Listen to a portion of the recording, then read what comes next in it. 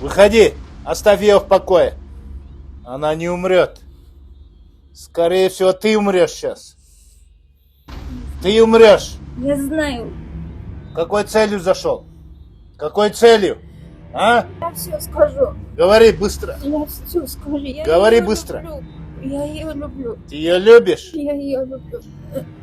Ты что, женился на ней? Да, Сколько? Сколько лет прошло? 17. Ты женщина или мужчина? Мынакей бул кыз сүйлөп атат. Бул кыз эмес, ичиндеги жини сүйлөп атат. Уктуңар, үйлөнүп алгам, мен муну сүйөм. Муну таштабайм же өлтүрөм деген сөздөрдү өз көзүңөр менен уктуңар. Эми ушундай жин менен сүйлөшүүгө болобу, болбойбу деген маселе келип атат. Жин менен сүйлөшүп, анын акылын угуп, анын билгендерин колдонгондор бар. Ооба, жок эмес.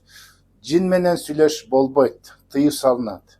Кез молдолор ооба, жин аркылуу жинди чыгарам деген керек болсо молдо бар. Ал көз ачыктардын методу. Бул акмакчылык.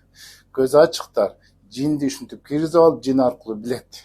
Азыр бул кыздан башкаларды сураса да айтып берет. Эмне үчүн келген, кайра барып эмне кылат деген маселе келет. Мына ошон үчүн биз билебиз, жин аламаты адамдын ичине кирип зыян кылат.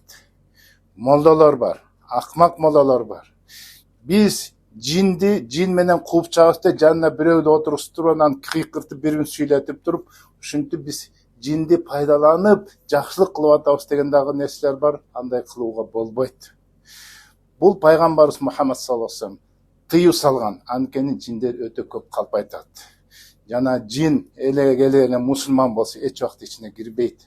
Алар ибадат кылып жүрөт. Анткени адамдын ичи алардын территориясы эмес.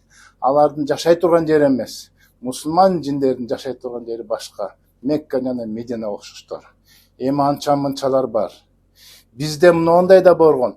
Молдо башка бирөөнүн жинин башка бирөөгө киргизген учурлар болгон. Бир ачуусу келген адамга каяка чыгам, каяка барам дегенде баланча атына бар деп жибергенде ичине кирип кетип, андан кийин аялы, кыздары өзү авария болуп кыйналып калгандан кайра келип биздин молдолорго кечирим сураган молдо да болгон.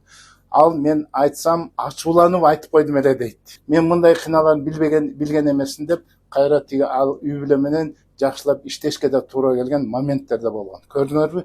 Көз ачыкта киргизет. Молдолор да киргизип койгон учурлар болот.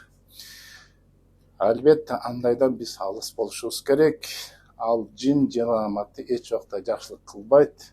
Андыктан сак болгула, коргонгула. Ассаламу алейкум.